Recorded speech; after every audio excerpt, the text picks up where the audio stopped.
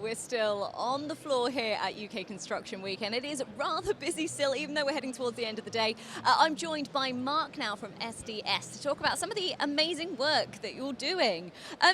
Let's start off then by, can you tell us a little bit about SDS and what it is that you do? Yeah, sure. So we're a manufacturing business.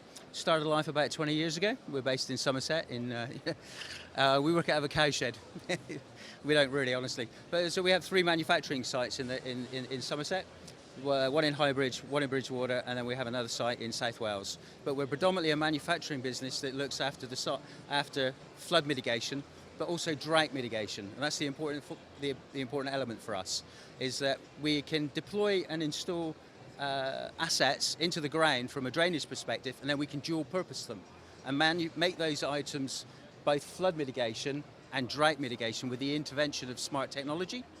So we can provide smart technology that we call symbiotic, and then we connect that to what we call an IntelliStorm, a predictive weather forecast that turns that once passive system into a smarter, more reactive system to combat climate change. Wow, okay, so this is obviously extremely topical right now. You know, we're still in a drought. Exactly. Even though, yes, the rain has started, but we are, until start of next year, they're expecting? Yeah, chances are we'll come out of the backside of next year and we'll still be in a drought situation. At least 80% of the UK will be in a drought situation at the end of this year.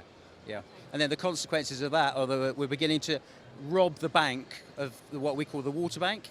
So we're extracting water at a tremendous rate of knots, and we're using that water. But if you can imagine, that water table is diminishing, but the water levels in our rivers are diminishing. And as we're taking that water out and we're using that water, so the pollutants that we're putting back into the water, i.e. CSOs, combined sewer overflows, which are a hot topic, that's then of a higher concentration in the river, because of the less flow in the river. So our job, if you like, from an SDS sustainable urban drainage perspective, is to look at it as what we call upstream thinking to mitigate against downstream defending. So we're doing everything we can upstream to take water out of the network so that it doesn't flood downstream, so that it doesn't overwhelm the network, and then it doesn't discharge into the rivers and streams. Yeah? And then capturing that water for water reuse and reusing that water wherever possible, because it's an asset.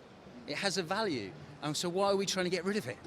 Yeah, I think it is something that I guess the public, but also businesses, we don't really think about a lot of the time. We assume clean water is going to be there whenever we need it. But actually, you're right. It is becoming the sewerage issues, like we said, spoke about climate change, is completely changing our mindset on it. So to hear these innovations that are happening, it must be really exciting for you, but also for your clients. Yeah, absolutely. It's exciting for me personally. You know, I like to be involved in that transition, that education process, because it's an education process. As you say, general public aren't aware that we're going to run out of water. We have less water than parts of Sudan, per capita, which is just crazy, isn't it?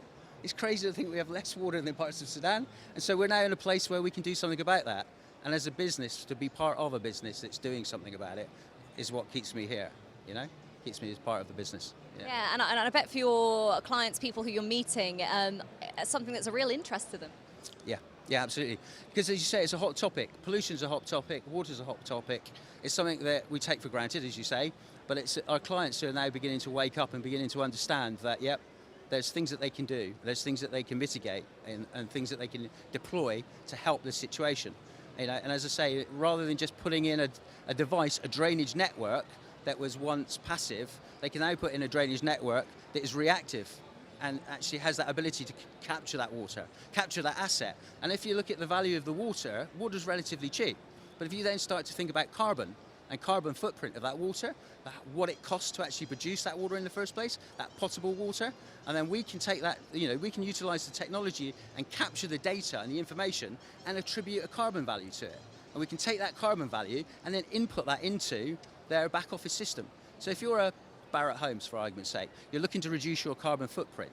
Water is something that they've only just cottoned onto as an energy, as a source. And they've gone, right, okay, they can change their bricks, they can change their tiles, they can change their windows and reduce their carbon in their manufacturing process. But water is always being consumed and always being used. It's always available. Well, hopefully it's always available.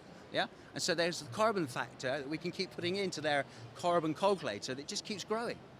Yeah. I think you're right. It is that education, and it sounds like getting water almost into a circular economy. So actually, like you said, taking that asset and moving forward with it and using it rather than just letting it waste away. Waste away, exactly. Yeah, and I look around the world and I look at places like California, which have been under a continuous drought, and now there's some major innovation that's coming out of California because they're under the spotlight. They have to do something about it, and that's when we, as human species, we really perform when we're under the spotlight, as I am currently at the minute.